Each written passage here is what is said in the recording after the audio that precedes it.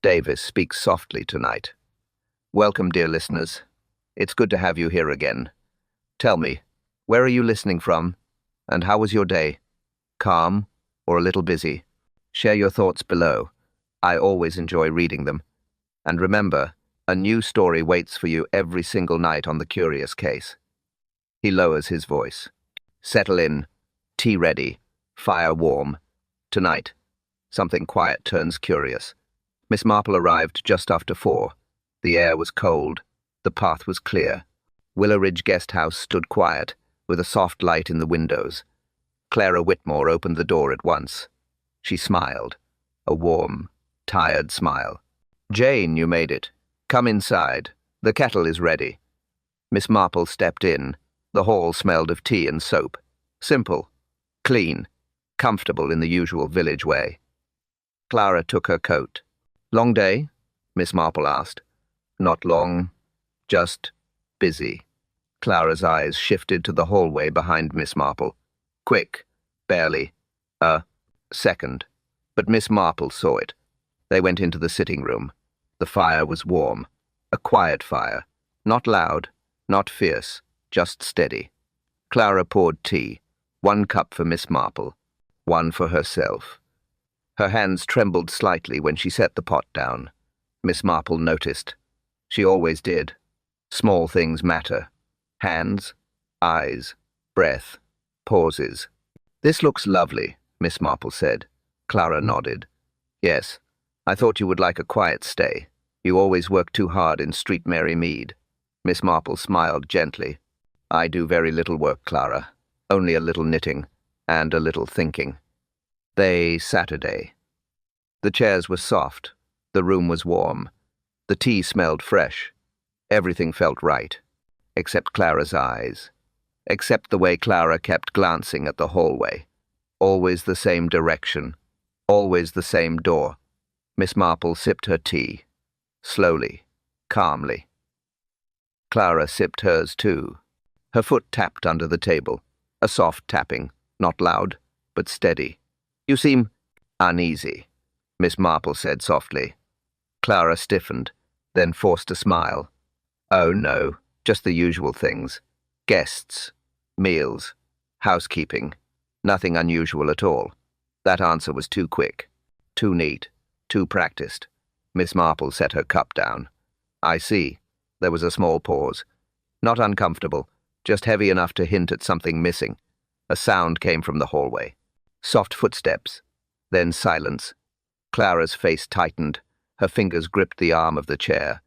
"Probably Mrs. Crowley," Clara said quickly, although the footsteps had not sounded like hers. Miss Marple didn't comment. She only nodded. People often explain things before they are asked.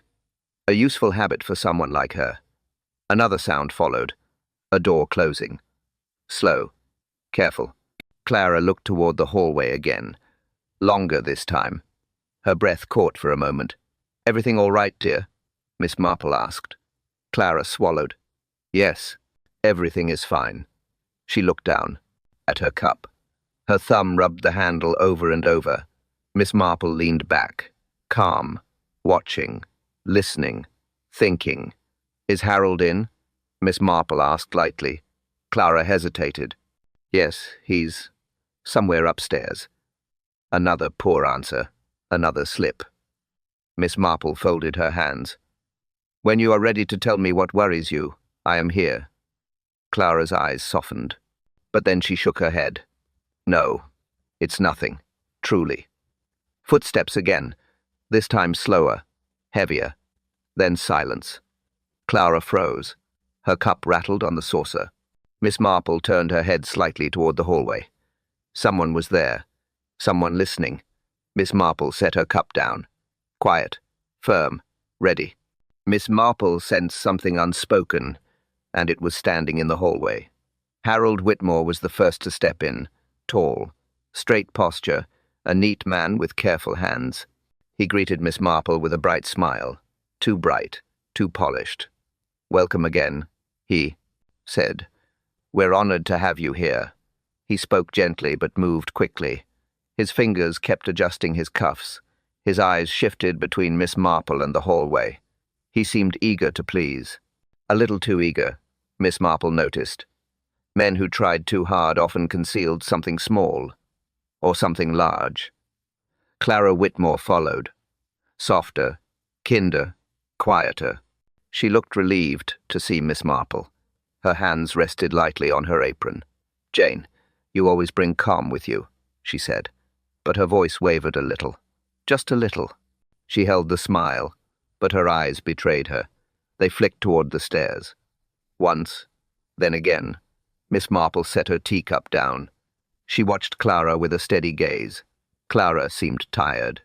Not physically, but mentally. Some worry pressed on her, some worry she wasn't ready to voice. A moment later, Mrs. Tilda Crowley appeared from the kitchen, sharp-eyed, firm steps. A woman who noticed everything, and forgot nothing. She wiped her hands on a cloth, though her hands were already clean. "Miss Marple," she said, "good to have you back." No smile, but not unkind, just practical, just alert. Miss Marple nodded. Housekeepers often saw what others missed. Their silence was never empty. Their glances were never small.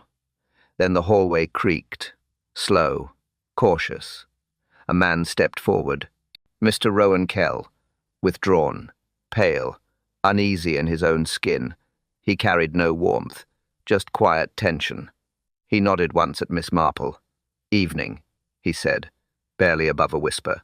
His eyes darted to the front door, then to the window, then back to the floor. A man expecting someone, or avoiding someone. Miss Marple watched him closely, very closely. Clara introduced him. "This is Mr. Kell. He's staying 2 nights." Mr. Kell didn't seem settled. Not at all. His shoulders stayed tense, his breathing shallow. He kept shifting his weight from one foot to the other, as if ready to move, or run. Before Miss Marple could speak, another figure entered. Mr. Felix Durham, charming smile, relaxed posture. He moved as though nothing in the world worried him. "Ah, Miss Marple," he said. "I've heard of your clever ways." His bow was light, practiced, smooth, too smooth. Miss Marple returned the nod. She noticed the dark smudge on his cuff. Coal dust, perhaps, or soot, or both. He saw her glance. He pulled his sleeve down at once. A small reaction, a telling one. The room settled into a strange quiet. Warm, but uneasy. Everyone polite, but guarded. No one fully relaxed. Miss Marple folded her hands in her lap. She observed each face again, one by one. Something was wrong here. Not loud, not dramatic. Just wrong in the small ways that matter most. One guest did not belong. One guest seemed slightly out of place, and he had just given himself away. The evening settled quietly over Willow Ridge Guest House. Miss Marple sat on the small sofa near the fire. Her knitting lay untouched beside her. She was not knitting tonight. She was watching, listening, thinking. Harold had stepped out to fetch more coal. Clara had returned to the kitchen to check on supper. Mrs. Crowley moved between rooms with her usual firm steps. The house seemed calm, but calm houses often hold small secrets, and Miss Marple rarely missed them. She saw it first when the door near the staircase opened a little, just an inch, barely enough. Mr. Rowan Kell stepped out quietly. He held a small suitcase in his hand, very small, too small for a man staying 2 nights. He looked both ways down the corridor, careful, slow. Then he slid the suitcase behind a tall wooden cabinet. He pushed it far back, almost hidden. Then he wiped his hands on his coat sleeves, a nervous gesture. Quick and stiff, Miss Marple watched from her seat. Still, silent, her eyes half lowered, as if lost in thought. But she saw everything. Rowan Kell did not notice her. He turned, walked away. Quiet steps, back toward his room. He closed his door. Soft click, too soft for a man simply resting. Miss Marple looked at the cabinet. The suitcase was hidden well. Too well for simple reasons. Men hide what they fear someone will find, or what they wish to protect. Either way, it meant something. She stored the thought away. A few minutes later, another sound came. A light creak from the far end of the corridor. Miss Marple looked up. Mr. Felix Durham stood near the corner, still, listening, his ear tilted slightly toward a door. The door to Rowan Kell's room. He didn't move for several seconds, just listened. Then he whispered something. A short line, too soft to hear. Then he stepped back as if someone approached. He turned quickly, too quickly, and pretended to check his cuff. Again, Miss Marple noted the action. The same cuff he had pulled down earlier. The one with soot. These two men were tied together somehow. Not in friendship, not in comfort, but in tension, in fear. Clara returned with a tray. Her eyes moved past Miss Marple, then toward the corridor. She froze for a second, just 1 second. Then she smiled too quickly. "Tea is ready," she said, her voice a little higher than before. Miss Marple heard another sound behind Clara, a door closing. Fast, firm, almost sharp. Not an angry sound, just a secretive one. Felix looked toward the stairs and then away. Rowan Kell did not appear again. Something was moving quietly between these walls. Something only half shown. Something waiting to be uncovered. Miss Marple folded her hands. Calm. Certain. Alert. She noted the detail and stored it away, because the night was far from simple. Morning arrived with a quiet chill. Miss Marple came down the stairs slowly, holding the banister with a light hand.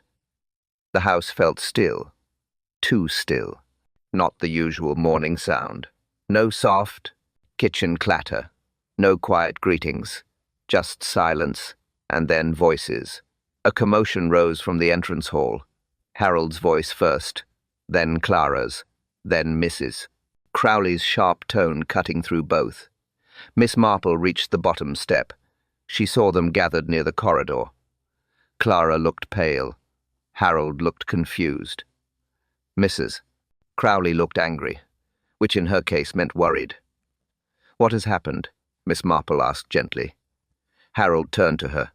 "Miss Marple, I don't understand it. Truly, I don't." His voice trembled. Clara clutched her hands together. "He's gone," she whispered. "Mr. Rowan Kell is gone."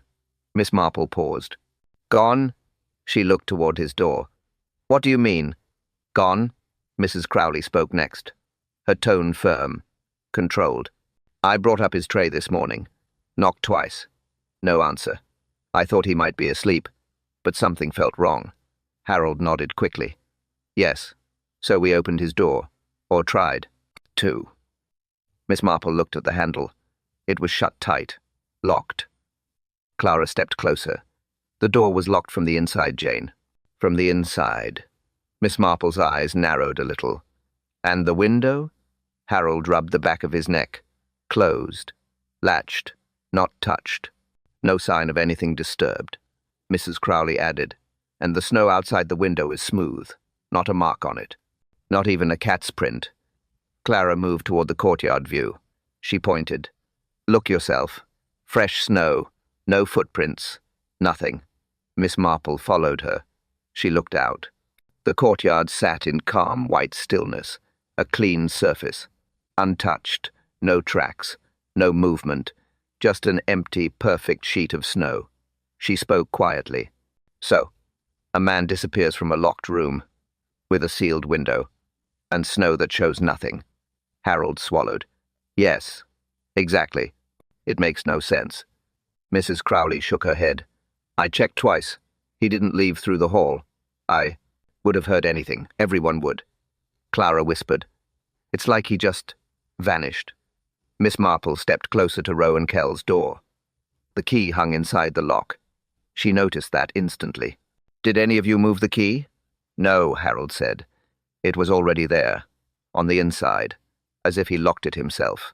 Miss Marple leaned down. Small details mattered. She saw faint scratches around the keyhole, not deep, just enough to suggest effort. Effort made quietly. She straightened. "Has anyone checked his belongings?" Harold shook his head. "We thought it best to wait for you," Clara added softly. I'm afraid to look, Jane. Truly afraid. Miss Marple rested her hand on Clara's arm. Fear is natural, my dear, but facts are calmer than fear. She reached for the door. Let us see what he left behind. Her fingers touched the key, and at that exact moment, a soft thump echoed upstairs. Not loud, not strong, just enough to stop every breath in the hall. A puzzle was forming, quietly and sharply, and someone upstairs had just moved. Miss Marple stepped into the room first. The others stayed behind. She closed the door gently. The lock still hung from the inside. Quiet. Still. A room frozen in a moment.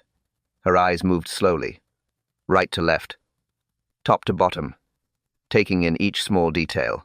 The teacup sat on the small table, not steaming, but not cold. Slight warmth remained.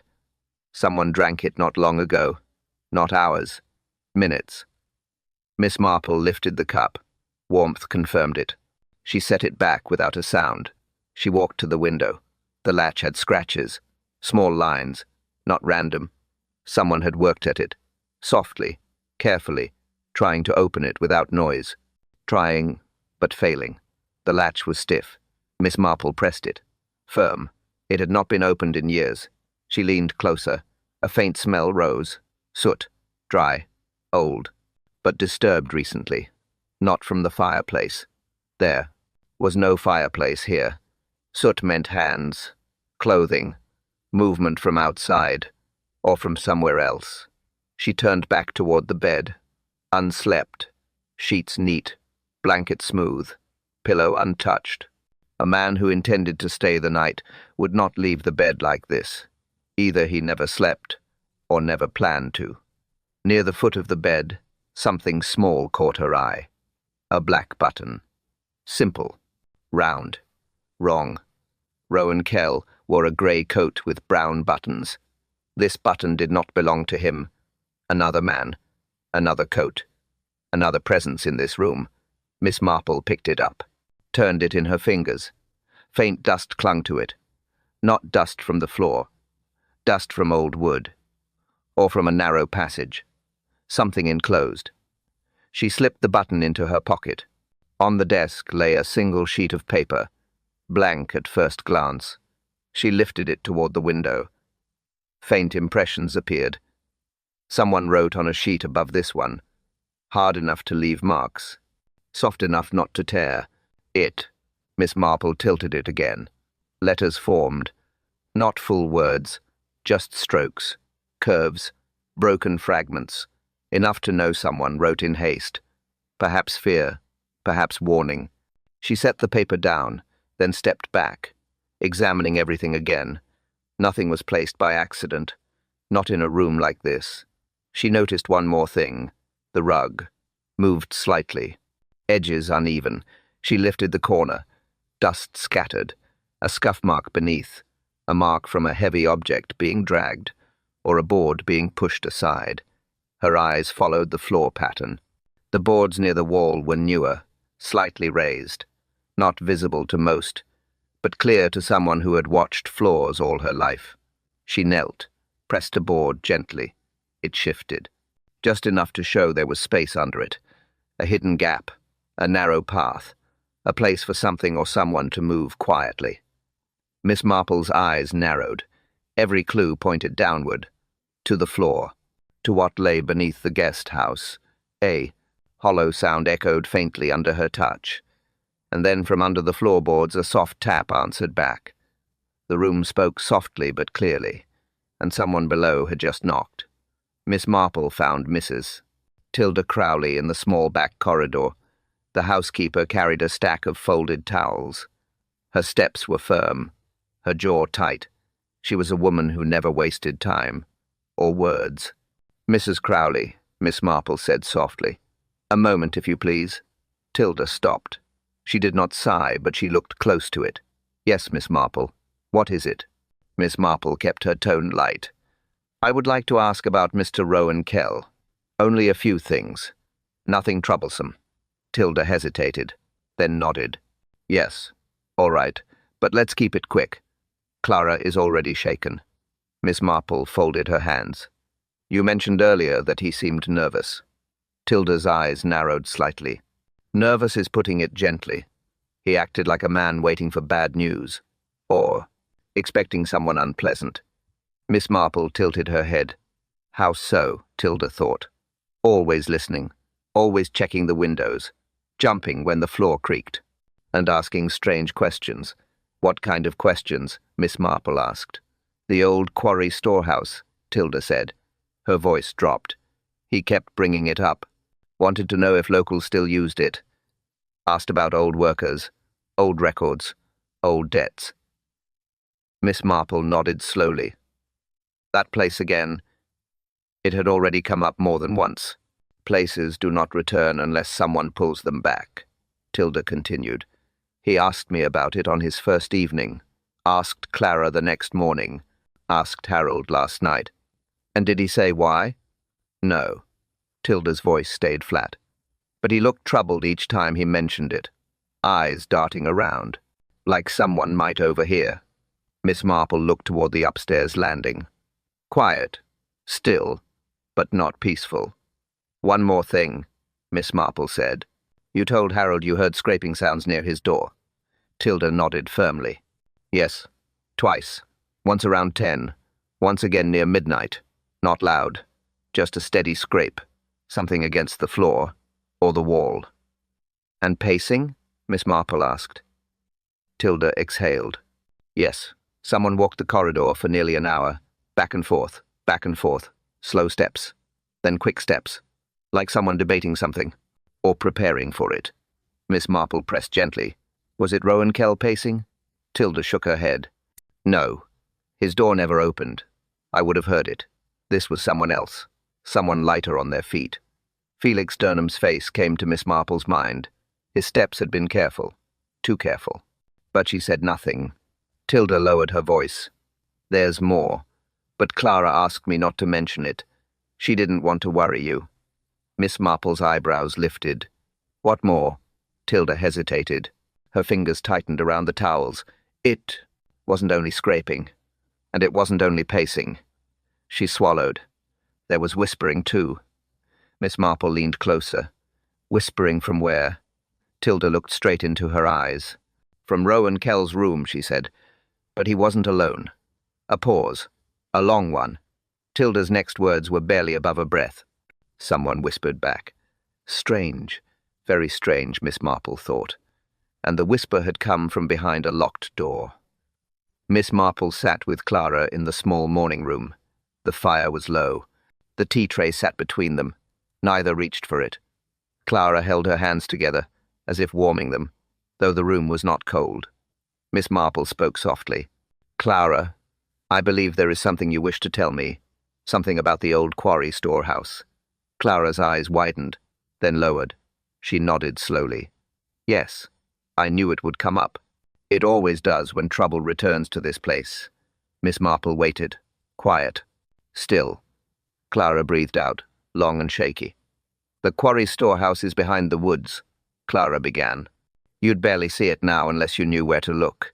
The path is overgrown. The building is old, very old. Miss Marple listened. Clara continued. Locals avoid it, she said. No one goes near it unless they have to. There were accidents there years ago, and arguments. People lost money. Families fell out over it. Some things...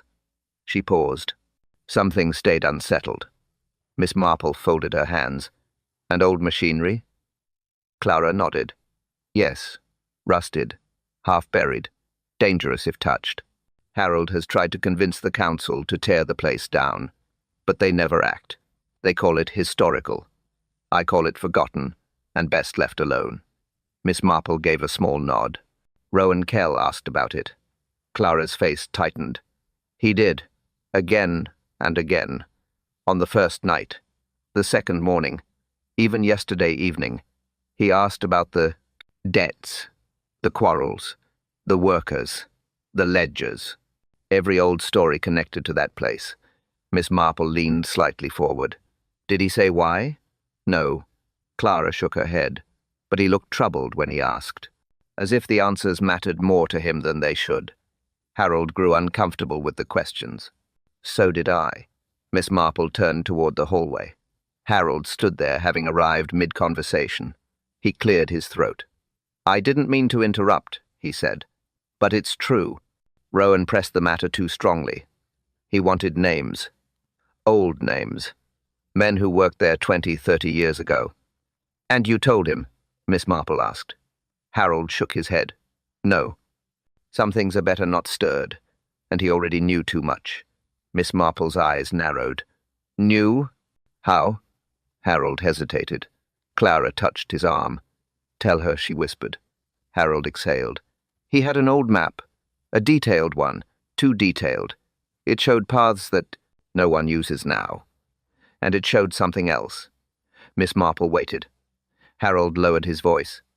"It showed the underground runnels beneath the storehouse, narrow passages, old drainage tunnels, sealed years ago." Clara shivered. "We never told him about those, no one did." Miss Marple absorbed this quietly. A man hiding a suitcase. A man pacing at night. A man asking about forgotten tunnels. There was more. Much more. Clara looked at Miss Marple, fearful. "Jane, why would he come here for that? Why now?" Miss Marple did not answer. Not yet. Her eyes drifted to the window. To the woods. A faint movement flashed between the trees. The place was connected. Somehow. And something in the woods had just moved. Miss Marple stepped out into the courtyard with quiet care. The morning air felt still. Snow lay in a clean sheet across the ground. No breeze. No new prints. Just a soft, pale field around Willow Ridge Guest House. She paused near the back steps. Her eyes settled on something faint. A line. Thin. Almost invisible unless one looked closely. A rope mark. It cut across the snow in a shallow groove. Not deep enough for dragging a heavy object, but deep enough to show movement. A rope pulled from one point to another, carefully, quietly. Miss Marple followed the line with small, steady steps. It led toward the old well behind the house. A well no one used now. Harold had warned guests to keep away from it. Loose stones, soft edges, not safe. As she neared it, she saw another set of marks. Light drag marks. 2 narrow lines curving toward the side of the well. Not footprints, not wheels. Something narrow. Something pulled with tension. She leaned slightly forward. The stones around the well were undisturbed. No one had stepped directly there, but someone had leaned over it, or lowered something inside. The rope marks confirmed it. Miss Marple placed one hand on the cold stone rim. She looked down. The darkness. Inside was still, dry, quiet. Something had been moved, but not through the main opening. The marks curved to the side, toward the old stone wall behind the well. She followed them. A few feet away, she found the next clue. Footprints. 2 sets. Light, careful, walking in the direction of the shed, then stopping halfway. Stopping completely. Miss Marple crouched. The prints ended abruptly. No returning path. No turn. No continuation. Just an end. As if the person had simply vanished into the snow. She touched the edge of the last print. The snow around it had melted slightly. Recent heat. Perhaps from the person's boots. Not long ago. She stood up and looked toward the shed. A small wooden structure. Old paint. Loose boards. Quiet as always. Then she saw it. A coat. Hung on a nail beside the shed door. Dark. Long. Not Rowan Kells. His coat was grey. This one was black and heavier, and missing a button. Miss Marple stepped closer. She examined. The coat. The fabric held soot. Coal dust. The same kind she saw on Felix Durnham's sleeve. She touched the missing button area. The tear was fresh. She reached into her pocket and held up the button she had found in Rowan's room. Same color, same shape, same texture. Someone else had been in Rowan Kell's room. Someone who wore this coat. She heard a soft rustle behind her. Snow shifting. A branch bending. Miss Marple turned slowly. Nothing visible. But the woods at the edge of the property felt less still now, as if someone watched from between the trees. Quiet, unmoving, waiting. She looked back at the shed, at the coat, at the vanished footprints. Everything pointed away from the house. Toward the woods, toward silence. The clue pointed away, toward silence. And someone was standing just beyond the tree line. Miss Marple found Mr. Felix Durham in the small reading corner near the stairs. He sat with a newspaper open in front of him, but he was not reading it. His eyes were fixed on the same line for too long. A man pretending calm, not living it. "Mr. Durham," Miss Marple said softly. "May I have a word?" Felix looked up. His smile appeared at once. Quick, practiced, too smooth to be real. "Of course, Miss Marple. Anything for a lady of insight." She sat opposite him. No hurry, no pressure, just her quiet presence. Enough to unsettle most people. "I walked outside this morning," she said. "Lovely weather for clues." Felix blinked. "Clues?" His voice cracked slightly. Just a small shift, but enough. "Yes," Miss Marple continued. "And the snow tells a very honest story. It showed me many things. Your boots, for example. They are damp." Felix crossed one leg over the other. A defensive posture. "Oh, that. I stepped out for air earlier." "Nothing more." Miss Marple nodded. "Yes, air is useful, though I did not see any new footprints beyond the halfway mark of the purple dot. Courtyard." Felix froze for half a second, barely visible, then laughed lightly. "Perhaps the snow covered mine." "It did not," Miss Marple said. Calm, firm, no accusation, just fact. She leaned in slightly. "And there was coal dust on the soles of the footprints I did see. Coal dust that also seems to be on your boots. On the edges, near the stitching." Felix lowered his leg. "I wouldn't know about that. I must have brushed against something." Miss Marple looked at him steadily. "Possibly, though coal dust tends to cling only to places where coal is handled, like the shed behind the house, or the quarry storehouse." Felix shifted in his seat. His fingers tapped the newspaper, a restless rhythm. Miss Marple continued gently. "And when I walked past your room earlier, I noticed a faint smell of burnt paper. Did you have a fire going?" Felix's smile returned. Too quickly this time. "Just burning some old notes. Nothing important." Miss Marple kept her expression kind. "Would any of those notes have been a telegram? One with recent news, perhaps?" Felix stiffened, only for a breath, but Miss Marple saw it. "No," he replied. "Certainly not." "And yet," Miss Marple said softly, "I found small burnt scraps near your grate. Scraps from thicker paper, the sort often used for telegrams." Felix said nothing. His eyes did not lift. He kept them on the table. The practiced charm had slipped, revealing something tense, something worried. Miss Marple watched him with gentle patience. She knew the signs. Small lies, nervous hands, avoided questions, avoided truths. Finally, Felix stood. "I really must get some fresh air now," he said. Miss Marple rose as well. "Of course, though the woods may be colder than you expect." He hesitated at the doorway. A single moment. His hand tightened on the frame. Miss Marple saw it. Every detail, every tremor. He avoided her eyes. Far too quickly. And someone upstairs had just opened Rowan Kell's door. Miss Marple walked beside Harold Whitmore along the narrow path behind the woods. The ground was uneven. Old roots pushed through the soil.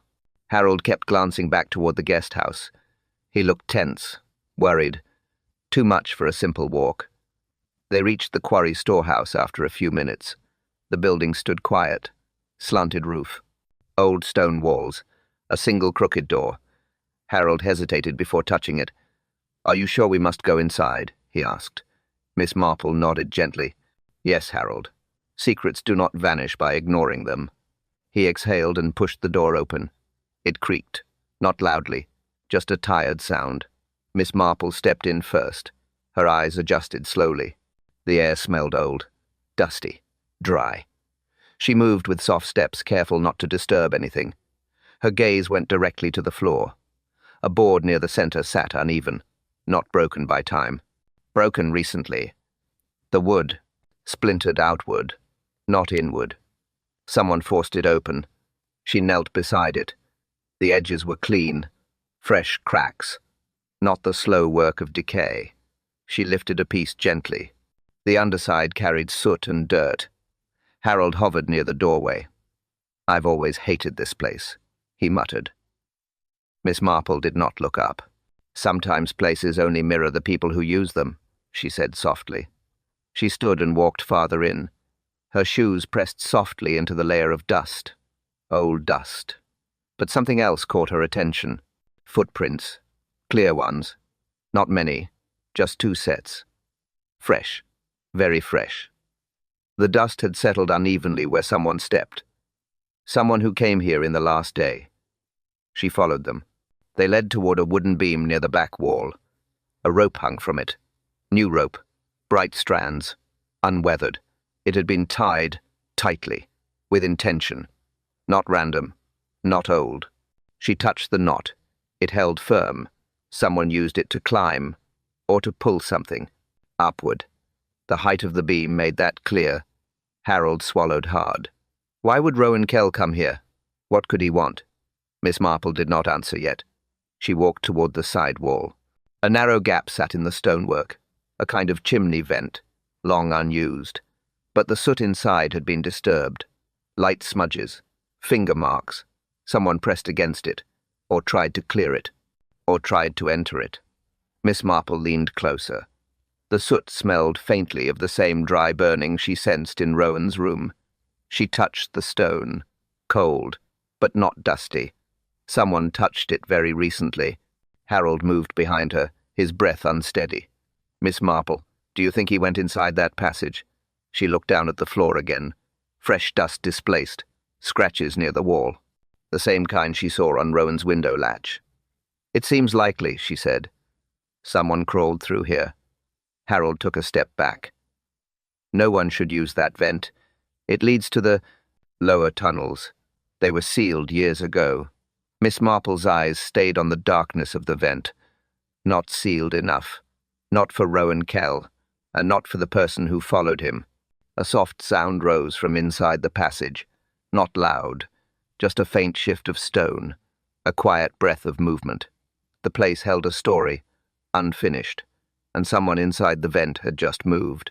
Miss Marple visited the small cottage near the edge of the village that afternoon. Harold had given her the name. Clara had given her the warning. "Dorothy Macefield knows everything about the old quarry," Clara said, "but she doesn't like to talk about it." Miss Marple knocked gently.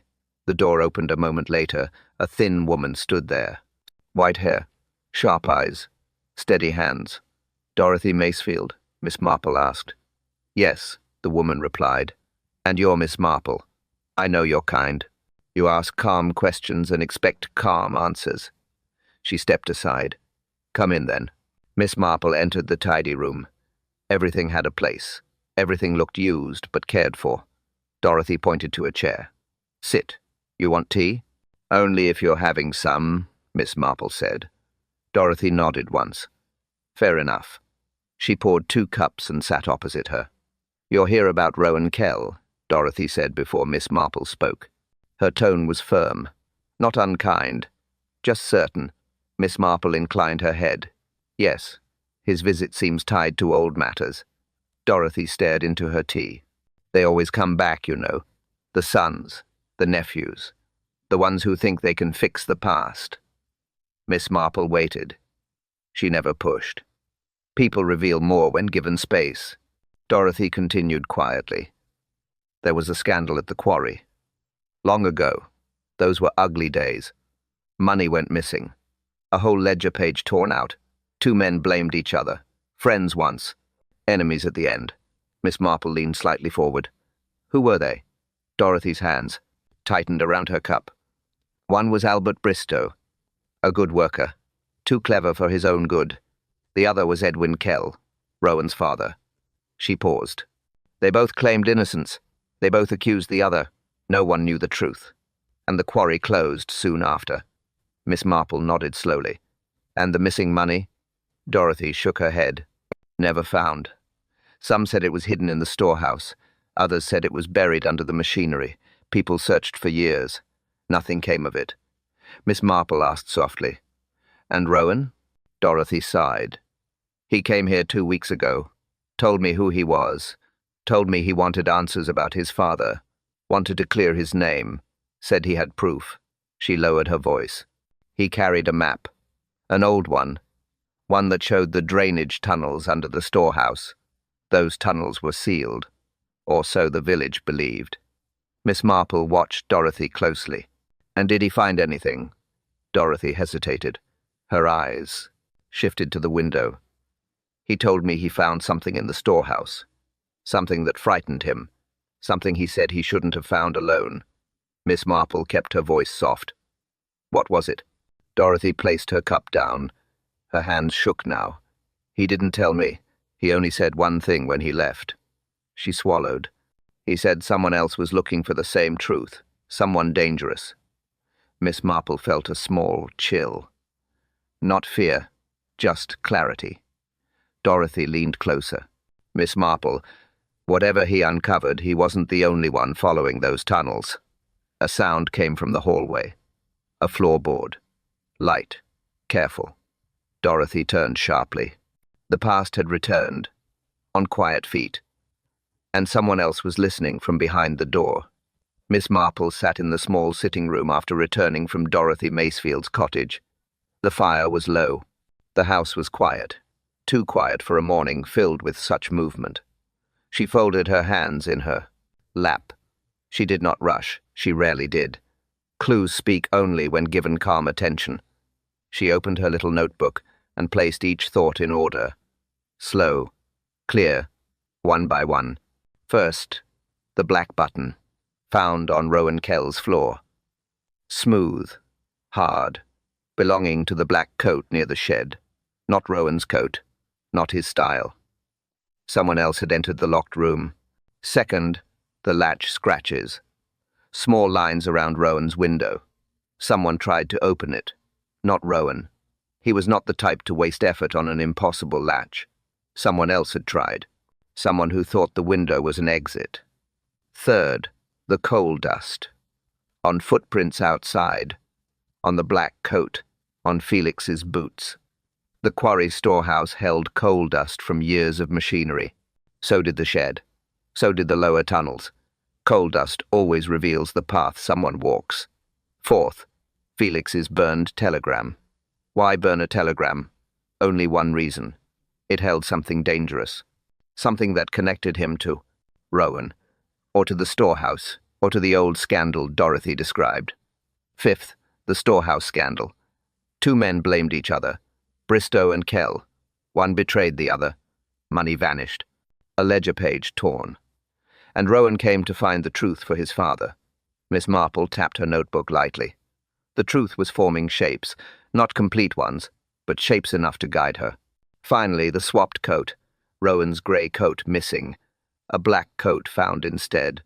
Wrong size, wrong condition. The missing button matched the one in Rowan's room, meaning Rowan left in someone else's coat, or someone left wearing Rowan's. That detail mattered. Clothing often told the truth others hid. Miss Marple leaned back. Her mind moved through each clue again.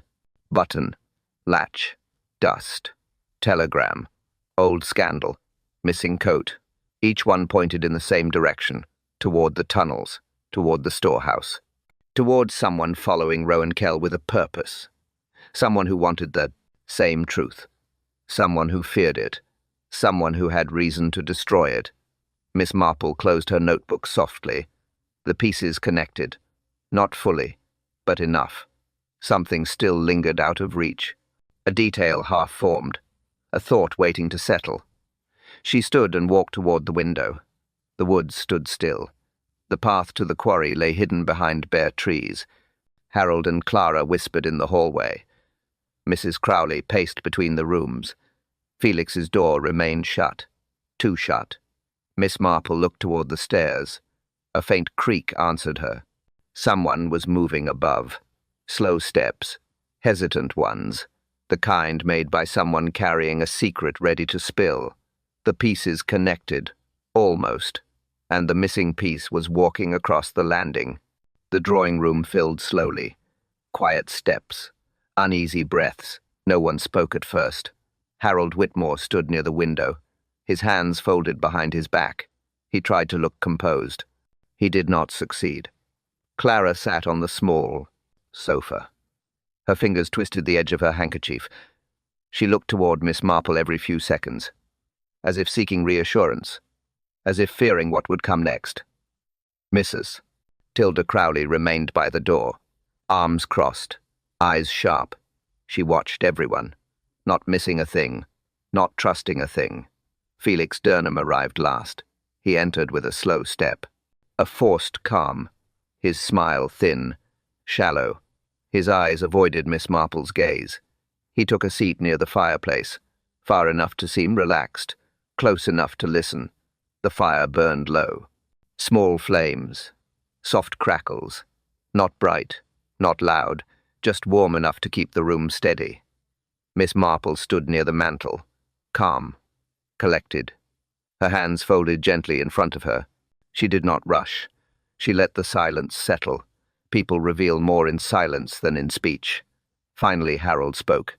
"Miss Marple, I think we all know why we're here." His voice wavered. "Just a little." Clara whispered, "Yes, we must know what happened to Mr. Kell." Felix looked toward the floor. He pretended to adjust his sleeve. He pretended not to listen. He pretended a great deal. Miss Marple gave a slow nod. "I believe the time has come to bring the pieces together," she said, her voice steady, soft, clear. Harold swallowed. "Do you know the truth, Miss Marple?" "I know enough," she replied. "Enough to see the shape of it." Clara leaned forward. "Then please, tell us. We need to understand." Mrs. Crowley stepped closer. "What I need," she said quietly, "is to know who walked this house last night, and who whispered outside Mr. Kell's door." Felix shifted, barely a movement, but enough to draw Miss Marple's eye. She turned toward him. "Mr. Durham, you have had a busy morning." Felix gave a strained smile. "Have I? I only took some air outside, Miss Marple." "A curious form of air," she said. "Damp boots, coal dust, a burnt telegram, and a coat missing a button." Felix's jaw tightened. He said nothing. Clara looked frightened. Harold looked confused. Mrs. Crowley looked ready to speak, but Miss Marple raised a hand gently. "Not yet," she said. "There is one more thing to consider before the truth is given." Everyone fell silent again. Miss Marple's gaze moved across the room, from Harold to Clara to Mrs. Crowley to Felix, then toward the hallway, where a soft step sounded. Someone approached, slow, uncertain, and very close. Miss Marple lifted her head. "It is time," she said quietly. She was ready to speak, at last. But the person entering the room would speak first. Miss Marple waited until the room fell fully quiet. Then she spoke in her calm, steady way. No rush, no force, just truth arranged neatly. "First," she said, "we must understand who Mr. Rowan Kell truly is. He was not Rowan Kell at all. His real name is Rowan Bristow, the son of Albert Bristow." Harold inhaled sharply. Clara covered her mouth. Felix stiffened in his chair. Miss Marple continued. "Years ago, Albert Bristow and Edwin Kell worked at the quarry. They were close, trusted each other, until the money disappeared, and the ledger page was torn. One accused the other. The quarry closed. The village split. The truth never settled." She folded her hands. "Rowan Bristow came here to clear his father's name. He believed the evidence still existed, hidden in the storehouse tunnels, and he found something, enough to frighten him." Felix looked away. Miss Marple noticed. "Second," she said softly, "we must consider Mr. Felix Durham, a man with coal dust on his boots, a man who burned a telegram, a man who arrived with too many rehearsed answers." Felix opened his mouth, but Miss Marple raised a hand gently. "No interruptions, please." Felix closed his mouth again. "Felix hid something as well," Miss Marple continued. "He was involved in the old fraud, not directly in the quarry itself, but in the accounts. His father handled them. Felix inherited more than money. He inherited suspicion, and he feared Rowan Bristow had uncovered proof of that fraud." Clara whispered, "So Felix knew Rowan's identity?" "Yes," Miss Marple said. "The burnt telegram confirmed it. Someone warned him Rowan Bristow was coming, and that he carried old documents." Felix's fingers twitched on the arm of his chair. "Third," Miss Marple said, "we must look at the scene. Rowan's door locked from inside. A window untouched by snow. No footprints in the courtyard. A missing coat. A swapped coat. And a rope line near the well." Harold swallowed. "So he didn't disappear?" "No," Miss Marple replied. "He escaped. Down the side of the well, into the drainage tunnels. The ones shown on the old map. Those tunnels run beneath the storehouse, and beneath this very house." Clara looked stunned. "But why so secretly?" "Because Felix confronted him," Miss Marple said gently. "Last night, quietly, just outside his door. That scraping sound was Rowan packing his proof. The pacing was Felix debating his next move. The whispering came from both men. Rowan refused to hand over what he found. So he slipped out, down the floorboards, through the gap, and into the tunnels." Mrs. Crowley nodded slowly. "It makes sense. The footprints stopped halfway because he went underground." "Exactly," Miss Marple said. "And the soot in his room came from the passage vent." Felix stood abruptly. "This is nonsense," he said. Miss Marple looked at him kindly. "No, Mr. Durham. It is simple. You chased Rowan Bristow. You followed him into those tunnels. And now—" She turned toward the hallway. A faint echo rose. From beneath the floorboards. Soft. Steady. Footsteps. The truth, as always, was simple. And Rowan Bristow was coming back up the tunnel. The truth settled over the drawing. Room like a slow breath. No shock now. Only quiet understanding. Harold sat down at last. His shoulders eased. The strain in his face softened. "Thank heaven," he whispered. Relief replaced the worry he had carried all morning.